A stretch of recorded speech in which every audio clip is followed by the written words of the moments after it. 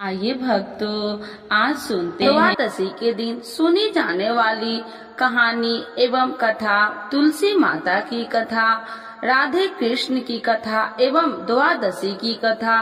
तो एक बार बोलिए प्रेम से तुलसी माता की जय, राधे कृष्ण भगवान की जय, विष्णु भगवान की जय, शालिग्राम भगवान की जय। तुलसी माता की महिमा की कथा।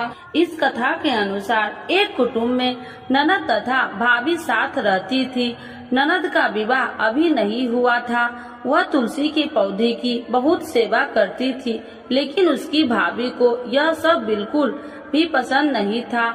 जब कभी उसकी भाभी को अत्यधिक क्रोध आता तब वह उसे ताना देते हुए कहती कि जब तुम्हारा विवाह होगा मैं तो तुलसी की बारातियों को खाने को दूंगी और तुम्हारे दहेज में भी तुलसी ही दूंगी। कुछ समय बीत जाने पर ननद का विवाह पक्का हुआ। विवाह के दिन भाभी ने अपनी कथनी के अनुसार बारातियों के सामने तुलसी का गमला फोड़ दिया और खाने के लिए कहा। तुलसी की कृपा से वह फूटा हुआ गमला अनेक स्वादिष्ट पकवानों में बदल गया।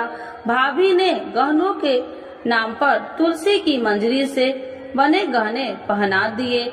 वह सब भी सुंदर सोने जवाहरात में बदल गए। भाभी ने वस्त्र के स्थान पर तुलसी का जनेऊ रख दिया। वह रेशमी तथा सुंदर वस्त्र में बदल गया। ननद के ससुराल में उसके दहेज की बहुत प्रशंसा की गई। यह बात भाभी के कानों तक भी पहुंची। उसे बहुत आश्चर्य हुआ। उसे अब तुलसी माता की पूजा का महत्व समझाया। भाभी की एक लड़की थी। वह अपनी लड़की से कहने लगी कि तुम भी तुलसी का सेवा किया करो, तुम्हें भी बुआ की तरह फल मिलेगा। वह जबरदस्ती अपनी लड़की से सेवा करने को कहती, लेकिन लड़की का मन तुलसी सेवा में नहीं लगता था। लड़की के बड़ी होने पर उसके विवाह का समय आता है। तब भाभी सोचती है कि जैसा व्यवहार मैंने अपनी ननद के साथ किया था वैसे ही मैं अपनी लड़की के साथ भी करती हूँ, तो यह भी गहनों से लद जाएगी और बारातियों को खाने में पकवान मिलेंगे। ससुराल में इसे भी बहुत इज्जत मिलेगी। यह सोचकर वह बारातियों के सामने तुलसी का गमला फोड़ देती है, लेकिन इस बार गमले की मिट्टी मिट्टी ही रहती है। मंजरी तथा पत्ते भी अपने रूप में ही रहते हैं। जनेऊ भी अपना रूप नहीं बदलता है। सभी लोग तथा बारातियों द्वारा भाभी की बुराई की जाती है। लड़की के ससुराल वाले भी लड़की की बुराई करते हैं। भाभी कभी ननद को नहीं बुलाती थी। भाभी ने सोचा मैं बहन से मिलकर आता हूँ। उसने अपनी पत्नी से कहा और कुछ उपहार बहन के पास ले जाने की बात कही। भाभी ने थैले में जवार भरकर कहा कि और कुछ नहीं है, तुम यही ले जाओ। वह दुखी मन से बहन के चल दिया। वह सोचता रहा कि कोई भाई अपने बहन के घर जुआर ले कैसे जा सकता है। यह सोचकर वह एक गौशाला के पास रुका और जुआर का थैला गाय के सामने पलट दिया। तभी गाय पालने वाले ने कहा कि आप गाय के सामने हीरे मोती तथा सोना क्यों डाल रहे हो। भाई ने सारी बात उसे बताई और धन लेकर खुशी से अपनी बहन के घर की ओर चल दिया। दोनों बहन भाई एक दूसरे को देखकर अत्यंत प्रसन्न हुए। हे तुलसी माता, जैसे आपने उस ननद पर कृपा करी है वैसे ही सब पर करना। कहानी सुनने वाले एवं हुंकार भरने वाले पर कृपा बरसाना, और जैसे भाभी पर किया है वैसे किसी पर नहीं करना। तो एक बार बोलिए प्रेम से तुलसी माता की जय, शालिग्राम भगवान की जय। इस कथा के बिना द्वादशी के पारण अधूरा माना जाता है। बरसाने में एक संत की कथा। एक संत बरसाना में रहते थे और हर रोज सुबह उठकर यमुना जी में स्नान करके राधा जी के दर्शन करने जाया करते थे। यह नियम हर रोज का था। जब तक राधा रानी के दर्शन नहीं कर लेते थे तब तक जल भी ग्रहण नहीं करते थे। दर्शन करते करते तकरीबन उनकी उम्र 80 वर्ष की हो गई। आज सुबह उठकर रोज की तरह उठे और यमुना में स्नान किया और राधा रानी के दर्शन को गए।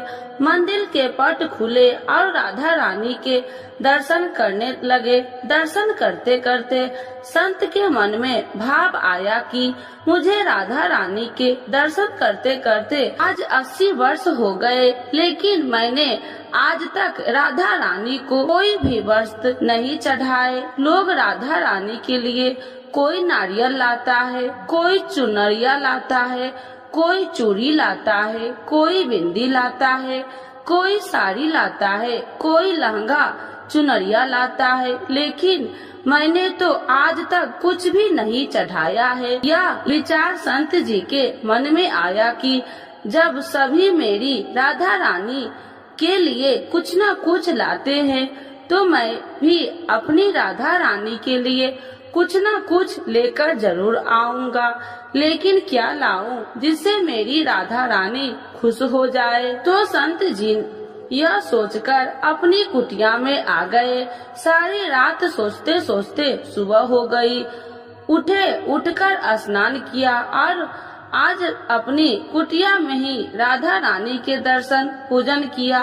दर्शन के बाद मार्केट में जाकर सबसे सुंदर वाला लहंगा चुनरिया का कपड़ा लाए और अपनी कुटिया में आकर अपने ही हाथों से लहंगा चुनरिया को सिला और सुंदर से सुंदर उस लहंगा चुनरिया में गोटा लगाए। जब पूरी तरह से लहंगा चुनरिया को तैयार कर लिया तो मन में सोचा कि इस लहंगा चुनरिया को अपनी राधा रानी को पहनाऊं तो बहुत ही सुंदर मेरी राधा रानी लगेगी। यह सोच करके आज संत जी उस लहंगा चुनरिया को लेकर राधा रानी के मंदिर को चले। मंदिर की सीढ़ियाँ चढ़ने लगे और अपने मन में सोच रहे हैं, आज मेरे हाथों के बनाए हुए लहंगा चुनरिया राधा रानी को पहनाऊंगा तो मेरी लाडली खूब सुंदर लगेगी। यह सोचकर जा रहे थे, इतने में एक बरसाना की लड़की लाली आई और बाबा से कहती है, बाबा आज बहुत ही खुश हो, क्या बात है बाबा बताओ ना। तो बाबा ने कहा कि लाली आज मैं बहुत खुश हूँ। आज मैं अपने हाथों से राधा रानी के लिए लहंगा चुनरिया बनाया है। इस लहंगा चुनरिया को राधा रानी जी को पहनाऊंगा और मेरी राधा रानी बहुत सुंदर दिखेगी। उस लाली ने कहा, बाबा मुझे भी दिखाओ ना अपने लहंगा चुनरिया कैसी बनाई है। लहंगा चुनरिया को देखकर वो लड़की बोली, अरे बाबा राधा रानी के पास तो बहुत सारी पोशाक है, तो ये मुझे दे दो ना। तो महात्मा बोले कि बेटी तुमको मैं दूसरी बाजार से दिलवा दूंगा, ये तो मैं अपने हाथ से बनाकर राधा रानी के लिए लेकर जा रहा हूँ, तुमको और कोई दूसरा दिलवा दूंगा। लेकिन उस छोटी सी बालिका ने उस महात्मा का दुपट्टा पकड़ लिया, ये मुझे दे दो। पर संत भी जिद करने लगे कि दूसरी दिलवाऊंगा, ये दूंगा। लेकिन वो बच्ची भी इतनी तेज थी कि संत के हाथ से छुड़ा चुनरिया को छीनकर भाग गई। अब तो बाबा को बहुत ही दुख लगा कि मैंने आज तक राधा रानी को कुछ नहीं चढ़ाया, लेकिन जब लेकर आया तो लाली लेकर भाग गई। मेरा तो जीवन ही खराब है, अब क्या करूँगा। यह सोचकर संत उसी सीढ़िया पर बैठ के रोने लगा। इतने में कुछ संत वहाँ आए और पूछा, क्या बात है बाबा, आप क्यों रो रहे हैं। तो बाबा ने उन संतों की पूरी बात बताया। संतों ने बाबा को समझाया और कहा कि आप दुखी मत हो, कल दूसरी लहंगा चुनरिया बना कर राधा रानी को पहना देना। चलो राधा रानी के दर्शन कर लेते हैं। इस प्रकार संत ने बाबा को समझाया और राधा रानी के दर्शन को लेकर चले गए। रोना तो बंद हुआ लेकिन मन खराब था, क्योंकि कामना पूरी नहीं हुई। न तो अनमने मन से राधा रानी का दर्शन करने संत जा रहे थे और मन में ये ही सोच रहे हैं कि मुझे लगता है कि किशोरी जी की इच्छा नहीं है, शायद राधा रानी मेरे हाथों से बनी पोशाक पहनना ही नहीं चाहती थी। ऐसा सोचकर बड़े दुखी होकर जा रहे थे। मंदिर आकर राधा रानी के पट खुलने का इंतजार करने लगे। थोड़ी ही देर बाद मंदिर के पट खुले तो संतों ने कहा, बाबा देखो तो आज हमारी राधा रानी बहुत ही सुंदर लग रही है। संतों की बात सुनकर के जैसे ही बाबा ने अपना सिर उठाकर देखा तो जो लहंगा चुनरिया बाबा ने अपने हाथों से बनाकर लाए थे वही आज राधा रानी ने पहना था। बाबा बहुत ही खुश हो गए और राधा रानी से कहा, हे राधा रानी, आपको इतना भी सब्र नहीं रहा, आप मेरे हाथों से मंदिर की सीढ़ियां से ही लेकर भाग गई, ऐसा क्यों? सर्वेश्वरी श्री राधा रानी ने कहा कि बाबा, आपके भाव को देखकर मुझसे रहा नहीं गया और ये केवल पोशाक नहीं है, इसमें आपका प्रेम है, तो मैं खुद ही आकर के आपसे लहंगा चुनरिया छीनकर भाग गई थी। इतना सुनकर के बाबा भाव विभोर हो गए और बाबा ने उसी समय किशोरी जी का धन्यवाद किया। तो एक बार बोलिए प्रेम से श्री राधा रानी की जय, राधे कृष्ण भगवान की जय। तो आइए भक्तों, आज जानते हैं भीष्म द्वादशी की यह पौराणिक कथा। भीष्म द्वादशी के बारे में प्रचलित एवं पौराणिक कथा के अनुसार राजा शांतनु की रानी गंगा के देवव्रत नामक पुत्र को जन्म दिया और उसके जन्म के बाद गंगा शांतनु को छोड़कर चली जाती है, क्योंकि उन्होंने ऐसा वचन दिया था। शांतनु गंगा के वियोग से दुखी रहने लगते थे, परंतु कुछ समय बीतने के बाद शांतनु गंगा नदी पार करके लिए मत्स्य गंधा नामक की कन्या से नाव में बैठते हैं और उसके रूप सौंदर्य पर मोहित हो जाते हैं। राजा शांतनु कन्या के पिता के पास जाकर उनकी कन्या के साथ विवाह करने का प्रस्ताव रखते हैं, परंतु मत्स्य गंधा के पिता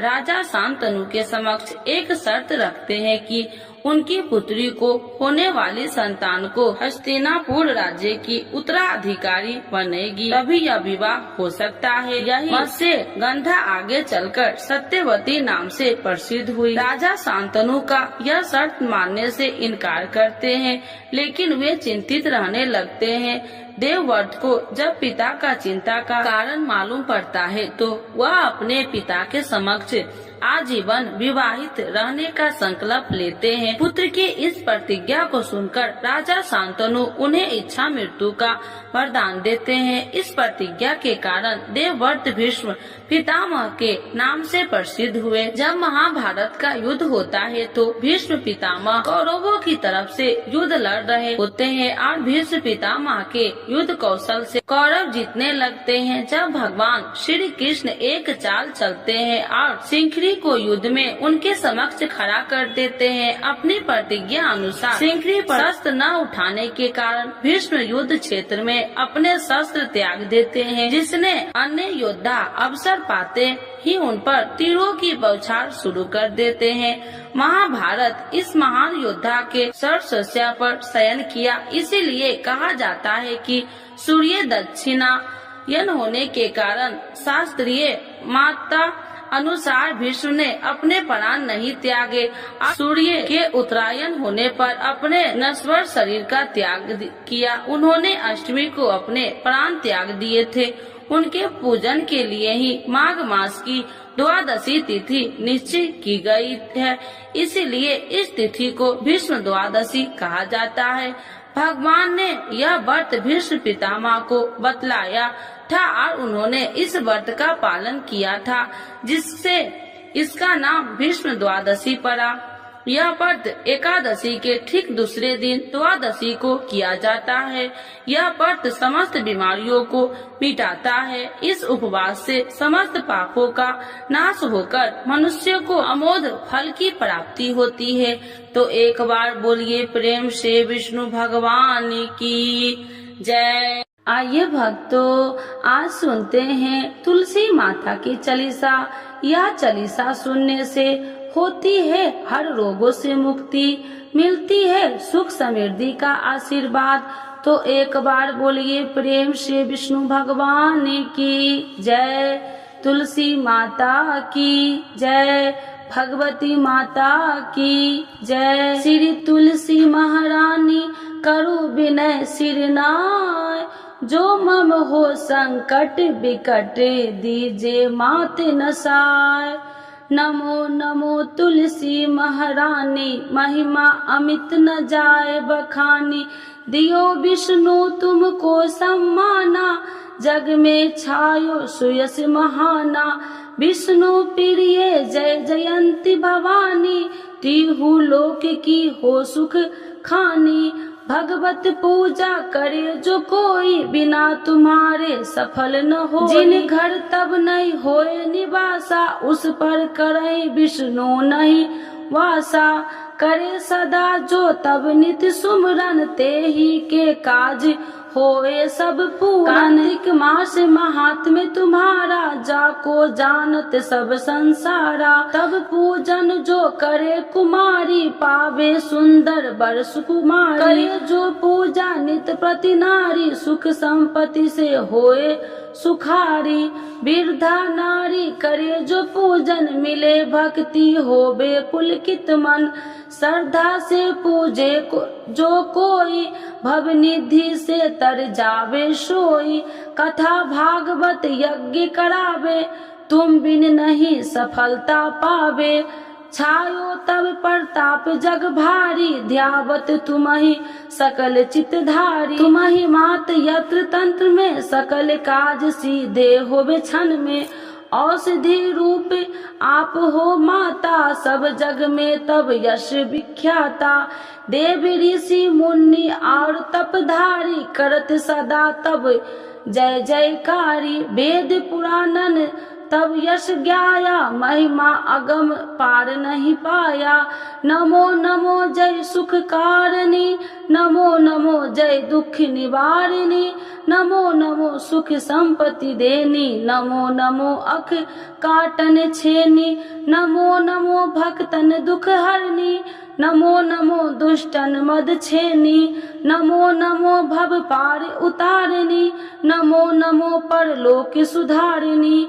नमो नमो निज भक्तन उबारिणी, नमो नमो जन काज सवारिणी। नमो नमो जय कुमति नशावनी, नमो नमो सब सुख उपजावनी। जयति जयति जय तुलसी माई, ध्याऊ तुमको शीश नवाई। निर्जन जानी मोहि अपनाओ, बिगड़े काज आप बनाओ। करूँ विनय मैं मात तुम्हारी, पूरन आशा करूँ हमारी। शरण चरण कर जोड़ी मनाओ, निस दिन तेरे ही गुण गाऊं। करहु मात यश अब मोह पर दाया, निर्मल होए सकल मम काया। मांगू मात या वर दीजे, सकल मनोरथ पूरन कीजे। जानू नहीं कुछ नेम उचारा, क्षमहु मात अपराध हमारा। 12 मास करे जो पूजा, ताशम जग में और न दूजा। प्रथम ही गंगा जल मंगवावे, फिर सुंदर स्नान करावे। चंदन अक्षत पुष्प चढ़ावे, धूप दीप नैवेद्य लगावे। करे आचमन गंगा जल से, ध्यान करे हृदय निर्मल से। पाठ करे फिर चालीसा की, स्तुति करे मात तुलसी की। यह विधि पूजा करे हमेशा, ताके तन नहीं रहे कलेशा। करे मास कार्तिक का साधन, शोभे नित्य पवित्र सिद्ध होई जाई। है यह कथा महा सुखदाई, पढ़े सुने सो भव तर जाई। यह श्री तुलसी चालीसा पाठ करे जो कोई, गोविंद सो फल पावही जो मन इच्छा होई। तो एक बार बोलिए प्रेम से विष्णु भगवान की जय, तुलसी माता की जय, भगवती माता की जय, सर्व देवी देवताओं की जय।